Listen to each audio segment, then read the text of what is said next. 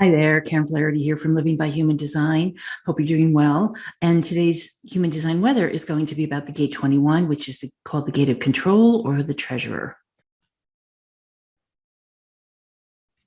Okay, so we've got the Sun in Gate 21, which started yesterday, March 30th, and it goes until April 4th, late in the day. And then we've also got the Earth in Gate 48, which is the Gate of Depth. So the Gate 21 comes off the top of the will center, and it is I call it the will center. Some people call it the heart or the ego center. The 21 is the gate that actually is associated with the heart. Specifically, this entire center is associated with the heart, but the gate 21 is also associated with the heart. And so it actually can cause heart problems sometimes. This week, the nodes are in gate. So the gate 21 comes here off the top of the will, and then the 48 comes off the top of the spleen on the left side of the body graph, right here, the 48, called the Gate of Depth, DEPTH. It's getting to the bottom of things, really wanting to have a deep knowledge of things before you move forward. And it's also associated with the fear of inadequacy. So the Gate of Control, as you can imagine, is a gate that has a lot to do with feeling control, feeling like you want to be in control, and also the feeling that some people get the feeling from them that they are control freaks. So that's, kind of where this energy comes from. And other people who don't have it can be quite sensitive to this kind of energy. This week, the nodes are in gates 23 and 43 again, and they form this channel between the ajna and the throat. So everybody will have that defined ajna and throat again. And those are the only two centers. And no planets in retrograde at this time. So theoretically, things should be moving forward. With the Sun in Gate 21, we've got, as I said, we call it the controller, colloquially, the controller or the treasurer. In the I Ching, it's called biting through, or the hunter or huntress. And it's about territory, really. And I'll talk more about this when we talk about the gene keys, but it's about territory. It's about having that boundaries, having the making sure that yours is yours, right? Mine is mine, yours is yours, and we're going to keep it that way. So it's what causes a lot of wars and conflicts and fighting over property and things like that. So in the book, it's the justified and necessary use of power in overcoming deliberate and persistent interference. So basically, somebody comes and assaults you or takes over your property or attempts to take over your property, and then you feel like you have the need to control that situation. The incarnation crosses this week are the cross of tension, cross of control, and endeavor. And in quantum human design, we call it self-regulation. In the Gate 48, we've got, as I said, the depth. In the I Ching, we call it the well or depth, and it's the necessary and qualitative foundation that is a prerequisite to establish the common good. So again, it's that knowledge needed to basically move things forward and establish the common good and this is the necessary foundation for it. So it's that really the knowledge, the details, the knowing that comes with the Gate of Depth. In the gene keys, the shadow is inadequacy, resourcefulness is the gift, and wisdom is the CD. And in quantum human design, it's the Gate of Wisdom. So for the gene key 21, and I love this graphic, I love the colors in it. And actually, I just realized it's a little bit of yellow and blue again. It seems to show up a lot now, right? You probably wouldn't have noticed yellow and blue as much if it wasn't for the Ukrainian flag and all the support that's going on there. And Richard says here, true authority unites rather than controls. And so the shadow is control here. I'll talk about these in a second. The gift is authority, and the CD is valor for the gene key 21. So when it comes to the shadow, there are, Richard usually puts in repressive and reactive shadows. There can be a number of different ways of looking at the shadow of control, right? So there are the repressive people, those are or the repressed shadows are called submissive, and the reactive shadows are called controlling. And you can see how those would play together. The repressive or the submissive people are the ones who are controlled and don't really feel their own inner power. And then the reactive people are the ones who are much more controlling, right? Or have the control freaks, the people who want to take what's theirs, or they feel the need for territory. And previously it would be territory. Now it's really more money. It's the root of all control is, in most cultures right now around money. And so that's kind of the power symbol, right? And so that's what people are after. And so they feel like when they're controlling more money, they're controlling more power. And so that's where this shadow would come in. And this is how we recognize it in the world, right? The gift is authority, and the gift is, moving up into a frequency that's not so much about control. It could have some authority, but it's a more equalized authority, or it's a more equalized control, let's call it. So it's being in a community, for example, and not having fear rule the day, not having the love of money and the love of power rule what's going on.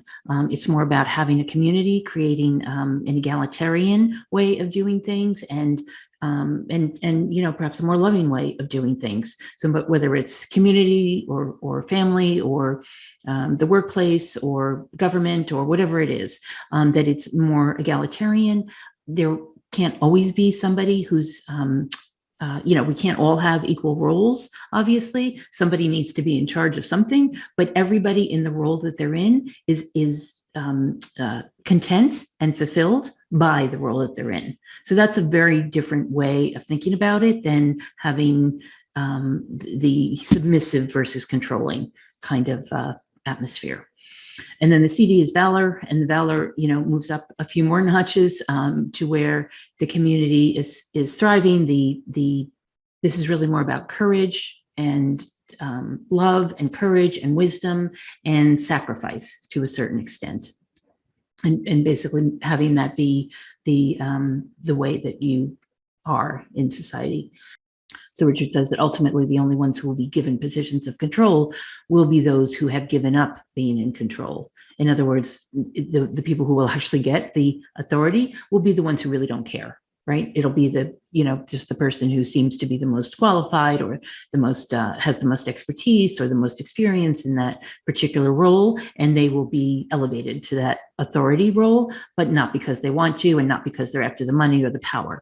When you think about it, in our society, if you're not after the money or the power, you're basically relegated to a lesser position.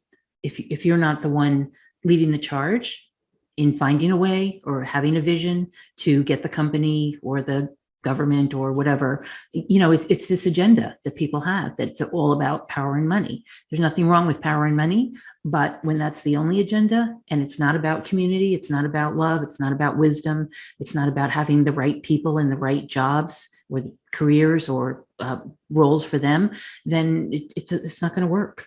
It just doesn't work. There are many instances where you can see it's not working. He also says the beauty and magic of the 21st gift occurs when both sides of the relationship surrender to each other.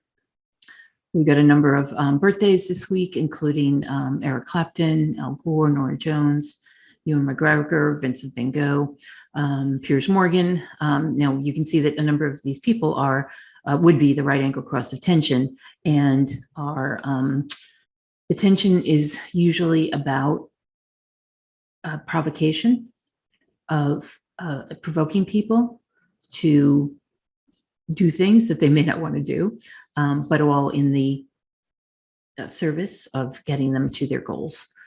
So you can think about it that way.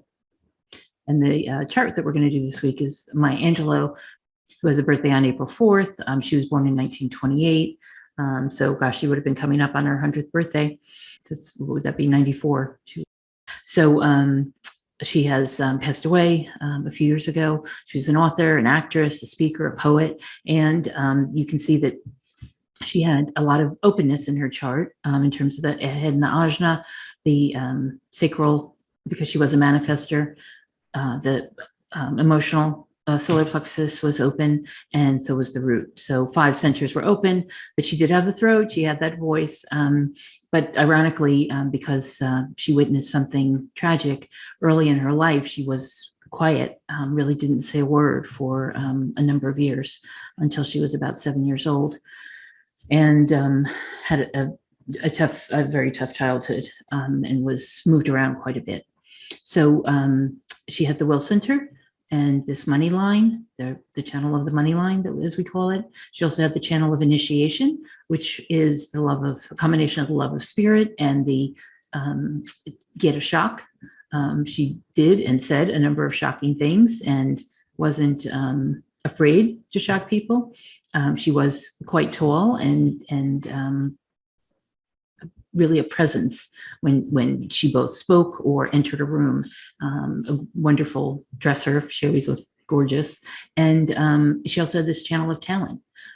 So 3 channels: the channel of talent, which is all about enthusiasm at the 16, and the gate 48, which is that, again, right up in her earth, the gate here, which is about depth and knowing about things. And she did know a lot about a lot of different things. She studied vociferously and didn't, didn't take kindly to people who were, who didn't respect her and her, wonderful knowledge and expertise. So she also had the gate 36, which made her good in a crisis, which was a good thing. There were a number of crises in her life. And the 22, which was charm and grace. 34 is all about multitasking and power. 5 is all about rhythms and patterns. She probably had some, morning routines, for example, that she adhered to. 29 is about commitment. And then the gate 39 of provocation, which I'm not surprised to see in her chart because she was a bit of a provocateur. And she had the gate 30, which is all about intensity and desire. And so everything else in her chart basically gets amped up because of this channel, this gate 30. No matter when, how it appears in your chart, the gate 30 will always amp up everything else and make you a pretty intense figure, and intense in good ways, and but people will feel it. And she had the over here, she had the gate 54, which is the gate of ambition. So a very ambitious, interesting, very knowledgeable woman who made her mark on the world and who did become the poet laureate for a number of years. Had a number of books, including I Know Why the Caged Bird Sings, and was actually on Broadway, I think, and movies, and in her later life was a wonderful speaker for many institutions. So happy birthday, Maya Angelou, and your presence is missed. So I hope you have a great weekend, and the next few days.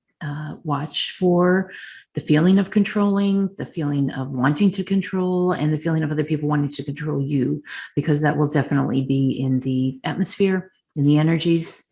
And there also are, just so you know, a few CMEs coming in, energies basically, but basically they're solar flares. A number of solar flares are hitting today and tomorrow, and that can also have a little bit of an upset in the energies that are around. So watch for that.